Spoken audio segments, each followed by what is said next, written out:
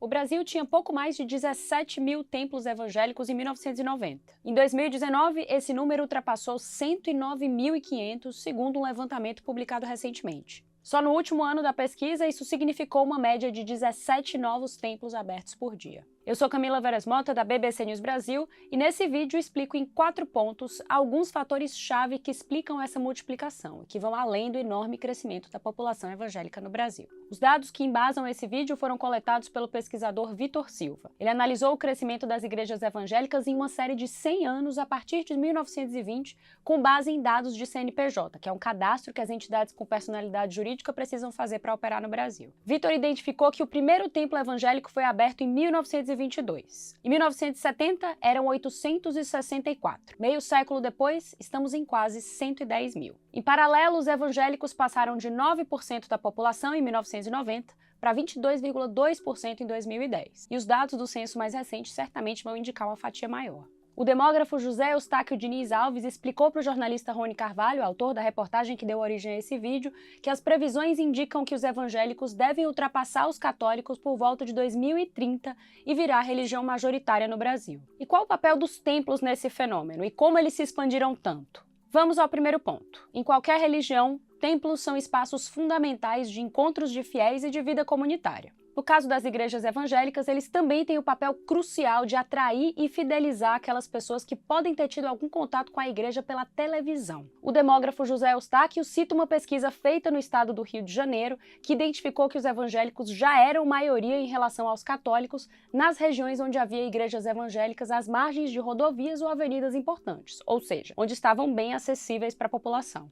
O especialista afirma que o crescimento dos templos evangélicos no Brasil também tem relação com o êxodo rural que deslocou milhões de pessoas do campo para a periferia das grandes cidades brasileiras nas décadas passadas.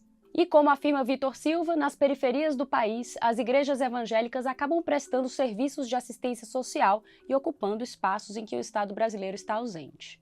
A legislação brasileira também teve um papel crucial nessa expansão. Primeiro, a Constituição de 88 garantiu a isenção de impostos a igrejas e templos religiosos. Depois, o presidente Luiz Inácio Lula da Silva, ainda no seu primeiro mandato, facilitou a abertura de igrejas com uma lei de 2003, que na prática impede o Estado de negar um registro a uma organização religiosa. Com tudo isso, nas palavras do demógrafo José Eustáquio, ficou mais fácil abrir uma igreja do que uma empresa no Brasil. O terceiro ponto talvez surpreenda muita gente, mas o maior ciclo de crescimento de templos evangélicos não aconteceu em períodos de crise econômica, mas sim de bonança na economia brasileira. Segundo o estudo da USP, o maior boom de templos evangélicos aconteceu entre os anos de 2000 e 2016, antes de a economia brasileira se deteriorar. Por que isso aconteceu? Bom, além da mudança legal promovida por Lula em 2003, Vitor Silva explica que é durante os ciclos de crescimento que as famílias, principalmente as de baixa renda, têm mais renda excedente para pagar os dízimos e as ofertas para as igrejas.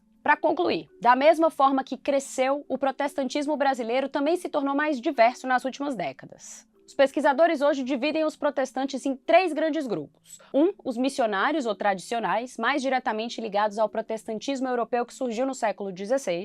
2, os pentecostais, que são majoritários no Brasil. E 3, os neopentecostais, que têm mais ênfase na chamada teologia da prosperidade. E existem mais de 25 mil templos no Brasil de igrejas evangélicas que não se encaixam em nenhuma dessas 3 ramificações. Vitor Silva destaca que, especificamente no caso das pentecostais, elas tiveram uma enorme capacidade de se adaptar ao público brasileiro. Usam uma linguagem acessível nos cultos e rapidamente integram as pessoas das comunidades locais na estrutura e na organização das igrejas. O pesquisador acha também que elas são, entre aspas, menos hierarquizadas e elitistas, e por esse motivo teriam rapidamente proliferado nas periferias dos grandes centros urbanos. Para Nina Rosas, especialista em estudos da religião, com o tamanho crescimento das igrejas evangélicas, é impossível não achar que a abertura de templos tenha virado uma espécie de modelo de negócios. Mas ela agrega, entre aspas, não podemos perder de vista o fato de os evangélicos hoje em dia serem um grupo crescente de grande participação na política formal,